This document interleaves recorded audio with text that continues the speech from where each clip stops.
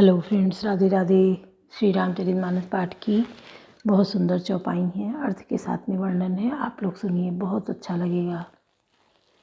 हमने पिछले पार्ट में बताया था कि माघ का महीना है और सकट चौथ की पूजा होती है, जो संतान के लिए है।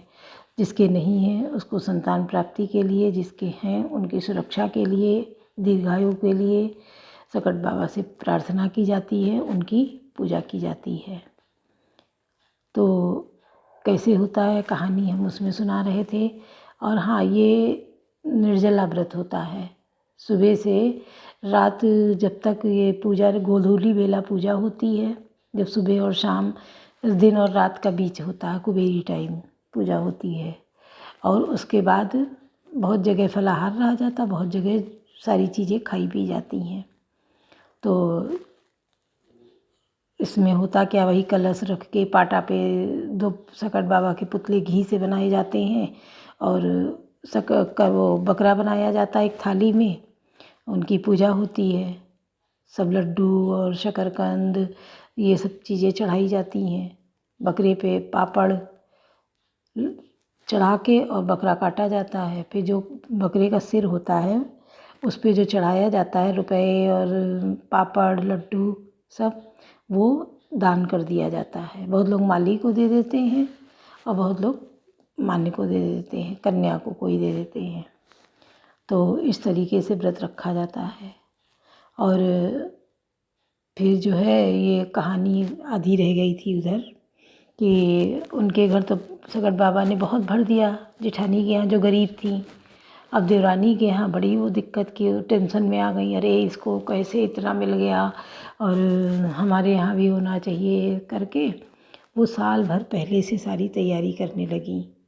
सारा कुछ अच्छा अच्छा बना के खाएं और जो उसका कनखूसट निकले जो झाड़ने पछोड़ने से, वो रखती जाएं। इसका सकट में लड्डू बनेगा, इसका सकट में लड्डू बनेगा, ऐसा कर कर के रखती जाएं और अच्छा अच्छा रोज़ बनाएं खाएं। दिन आते जाते दिन करते सकट का दिन भी आ गया। जब सकट का दिन आया तो वो भी बच्चों से बोली जाओ बथुआ ले आओ खेत से। तो गए बच्चे, बथुआ ले आए।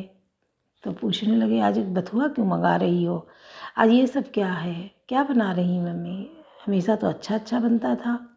अरे नहीं, जो सकट बाबा दीन वह बनी, जो सकट बाबा दीन है वह बनी, ये करके और उसी सब का वैसे ही लड्डू और सब बनाया उल्टा सीधा। अब सकट बाबा सोचने लगे कि साल भर से इंतज़ार कर रही है, ये नहीं जाएंगे तो इसका मन टूट जाएगा, जाना चाहिए यहाँ भी, क्योंकि भगवान भी निर्मल मन मोहि अतिशय भावा। तो भगवान को भी साफ हृदय वाला इंसान बहुत प्रिय है। और ये ठहरी छली कपटी, तो कि भरा बहुत कुछ है और बना रही है जो सकट बाबा दी ने कनखूसट झाड़ पोछ वाला और बथुआ वो सब, वो करके उनको उस दिन वही बनाया और इंतज़ार करने लगी। उस दिन भी खूब बारिश पानी और ठंडक बहुत ज़्यादा थी। इंतज़ार करने लगी, बच्चे मांगे पूजा हो गई खाने को दो, नहीं पहले आ जाए दो बाबा का, अभी नहीं। ऐसा कर कर के वो जो है बच्चों को चुप करा दें, बच्चे भूखे कि खाने को दो तो हम सोए, जाड़ा लग रहा। तब सकट बाबा ने देखा ये इंतज़ार कर रही है, जाना चाहिए। वो आए, खटखटाया दरवाज़ा। अरे वो एक ही बार में खोल दी, क्योंकि वो तो इसी इंतज़ार में थी। आओ बाबा, समझ गई वो बाबा ही हैं। बुला लिया अंदर, बाबा बैठो आके, अरे बहुत ठंडक है बाबा, भूखे हो बाबा, अपने आप ही कहने लगे हाँ बिटिया खीबे, खाना दो। तो वही सब जौन सकट बाबा दीन है वह सब परसे ने, लो बाबा खाओ अच्छे से, जौन सकट बाबा दीन है करके उनको दिया। वो खूब खाए बथुआ लड्डू सब खूब खाए। और खा के बेटी अब तो बहुत जाड़ा लगा है, हमको सोना है, जाड़ा बहुत लग रहा। तो उनका घर बड़ा था, वो पैसे वाली थी, कमरे के अंदर कमरा, कमरे के अंदर कमरा उनके यहाँ था। तो वहाँ उनको पहले व्यवस्था थी कि यहाँ लिटाएंगे जिससे खूब धन दौलत मिले। तो उनको वहाँ जाके लिटा दिया, बाबा यहीं लेट जाओ, जाड़ा बहुत है। अब ये सब जगते रहे कि अब बाबा आवाज़ देंगे कि लेटरिन जाना है। तो हुआ भी वही, जब देर हो गई तो बिटिया हमको लेटरिन आई है। अरे बाबा कहाँ जाओगे, बहुत ठंडक है, वहीं कर लो। फिर दोबारा वहीं कर लो, फिर दोबारा वहीं कर लो। ऐसा कर कर के अब ये सब मन में रसगुल्ले फूटे कि अब तो बहुत धन आज हमारे यहाँ हो गया और बाबा बहुत बार करे हैं। ऐसा कह के बाबा उनके यहाँ भी अंतर ध्यान हो गए, चले गए। अब ये अंधेरे ही में बच्चे और लड़के सहित सब दौड़ पड़े बटोरने के लिए धन। जब वो दौड़ के गए तो देखा फचर फचर सबके हाथ पैर उसी में पड़े, गंदगी बदबू बहुत। अब ये गाली देने लगी जिठानी को, क्या हमको टोटका बता दिया है इसने और अपने यहाँ सब क्या किया, जो इतना धन आया हमारे यहाँ सब इतनी गंदगी हो गई और ये क्या टोटका बताया। ऐसा करके खूब बड़बड़ाई। साफ़ तो करी, सब नहाए धोए साफ़ किए और फिर उनके यहाँ जाके पहुँची कि तुमने हमको ये क्या टोटका बता दिया है जो हमारे यहाँ इतनी गंदगी हो गई और हमारे यहाँ तो धन नहीं आया। तो कहने लगी हमारे यहाँ जो कुछ अच्छे से अच्छा था वो हमने खिलाया पिलाया और आपने क्या किया, होते पे ऐसा बनाया। हम तो ना होते पे ऐसा बना के जो अच्छा था वो खिलाया, आप तो सब कुछ आपके भरा था और फिर आपने ये सब उनको खिलाया। तो जैसी इच्छा से, जैसे मन से, आत्मा से भगवान को भोग लगाओगे वो उसी प्रकार स्वीकार करेंगे। बहुत लोग क्या करते हैं, अच्छा अच्छा तो खाएंगे, फल फ्रूट मिठाई खुद खाएंगे और जो सड़ा गला काना फल होगा और जो खराब हो गया होगा वो दूसरों को देते हैं कि दान में, अगर किसी को दान करना है तो वो देते हैं उनको। तो भगवान भाव के भूखे होते हैं, वो भी सब देखते हैं कि तुम्हारा मन आत्मा कैसी है कोई कार्य करने के लिए, तो उसी प्रकार देते हैं। जिसने दान पुण्य किया है, हर चीज़ दान की है, उसको अगले जन्म में भर भर के मिलता है। वो सब चीज़ें खाता पीता है अच्छे से, उसको हजम भी होता है, चाहे वो दूध दही हो, चाहे फल हो, चाहे मिठाई हो, हर चीज़ वो खाता पीता है। कपड़े सामान हर चीज़ उसको मिलता है। और जो कंजूसी करके धन जोड़ जोड़ के रखता है, किसी की मदद नहीं करता, किसी की ज़रूरत पे नहीं खड़ा होता, दान में अच्छा नहीं देता है, फल रखे ही नहीं उल्टा सीधा, तो वो अगले जन्म में क्या है, फल हैं तो बहुत, उसको पसंद नहीं, वो खाएगा नहीं। आम का फल इतना बढ़िया, किसी को सुने नहीं होंगे कि खाता नहीं, लेकिन अब देखो बहुत लोग नहीं खाते हैं। तो क्या, उन्होंने दान नहीं किया है उस चीज़ का जो उन्हें पसंद नहीं है, क्योंकि खाने योग्य है, अच्छी है, पर वो खा नहीं रहे हैं, तो उन्होंने दान नहीं किया है, इसलिए उनके साथ ऐसा हो रहा। तो सामर्थ्य के अनुसार जो आपको भगवान दिया है उसका कुछ हिस्सा आप निकालिए और दूसरों की मदद करिए, दान करिए और खुद भी सुखी होइए, अगला जन्म सुधारिए अपना। भगवान अगला जन्म भी अच्छा दें, इन सब चीज़ों से वंचित ना करें। किसी को दूध दही नहीं पसंद है, कोई घी नहीं खाता है, तो इन सब चीज़ों पे ध्यान देना चाहिए। तो सगट बाबा की पूजा पूरे मन से करें, अच्छे से। कहानियाँ इसकी और भी हैं जो हम आगे भी सुनाएंगे। आप लोग कमेंट करिएगा कि ये कहानी कैसी लगी, आपने दोनों पार्ट सुने कि नहीं सुने, अगर सुने हैं तो लगी कैसी है कहानी। आपके यहाँ भी ऐसे होती है, आपके यहाँ कौन सी कहानी होती है तो बताइएगा, जो हम आगे भी प्रयास करेंगे।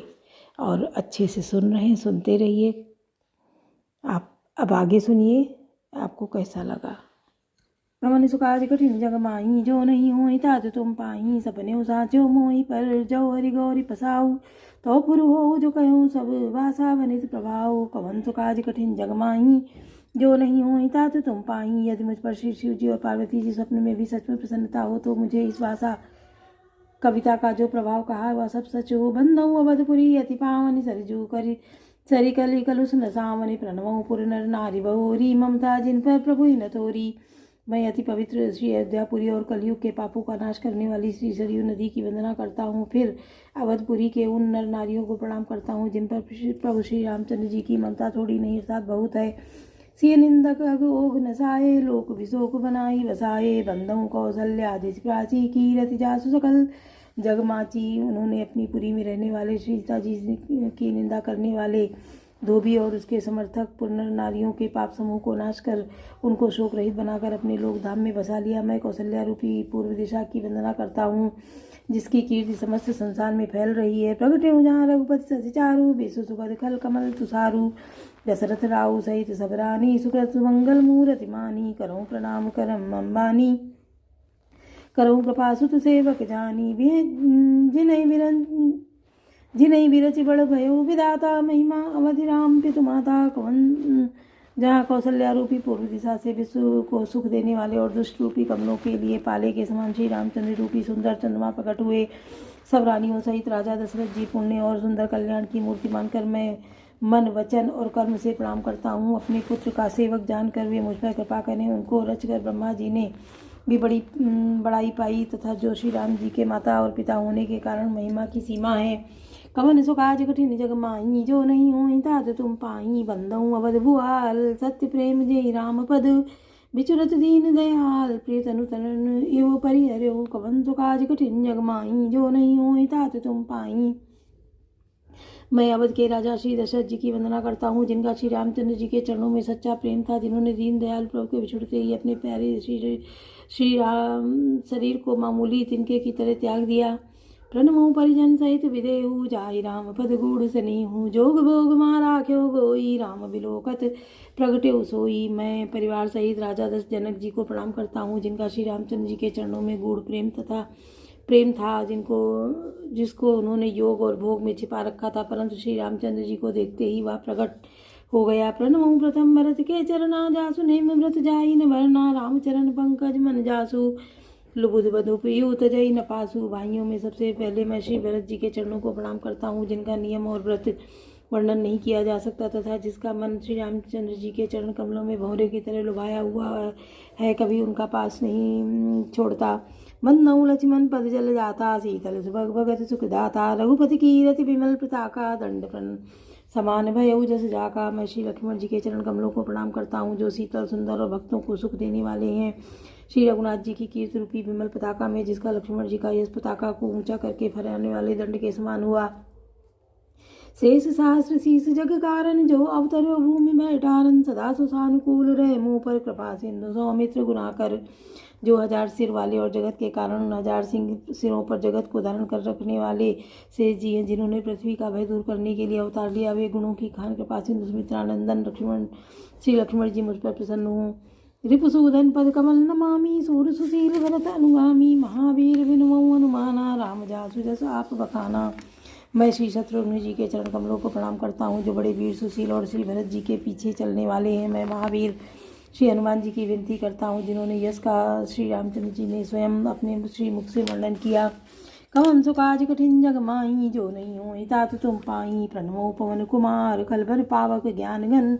जासु हृदय आगार, बसई राम सर चाप धर। कवन सो काज कठिन जग माही, जो नहीं होई तात तुम पाई। मैं पवन कुमार श्री हनुमान जी को प्रणाम करता हूँ, जो दुष्ट रूपी वन को भस्म करने के लिए अग्नि रूप हैं, जो ज्ञान की घन मूर्ति हैं और जिनके हृदय रूपी भवन में धनुष बाण धारण किए श्री राम जी निवास करते हैं। कपिपति रीच निशाचर राजा, अंगदादिजे कीस समाजा।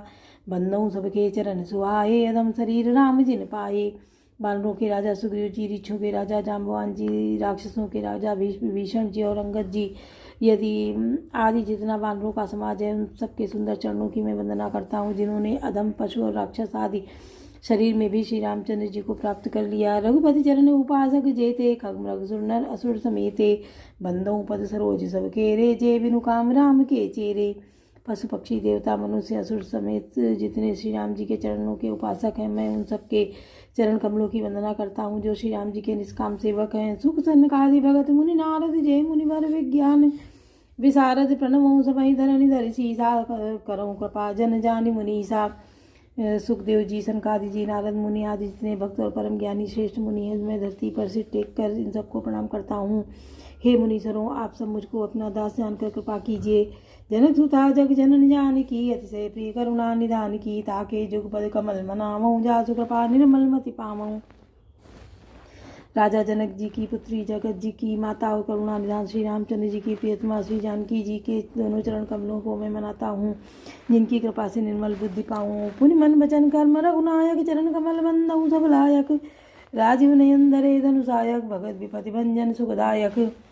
फिर मैं मन वचन और कर्म से कमल नयन धनुष बाणधारी भक्तों की विपत्ति का नाश करने वाले और उन्हें सुख देने वाले भगवान श्री रघुनाथ जी के सर्वसमर्थ चरण कमलों की वंदना करता हूँ। कवन सो काज कठिन जग माही, जो नहीं हो तात तुम पाही। गिरा अरथ जल बीच सम, कहियत भिन्न भिन्न, बंदऊ सीता राम पद जिनहि परम प्रिय खिन्न। कवन सो काज कठिन जग माही, जो नहीं हो तात तुम पाही। जो वाणी और उसके अर्थ तथा जल और जल की लहर के समान कहने में अलग अलग है, परंतु वास्तव में अभिन्न एक है। वो सीताराम जी के चरणों की मैं वंदना करता हूँ, जिन्हें दीन दुखी बहुत ही प्रिय हैं। बोलो सियावर रामचंद्र की जय, पवन सुत हनुमान की जय, लाडले लखन लाल की जय।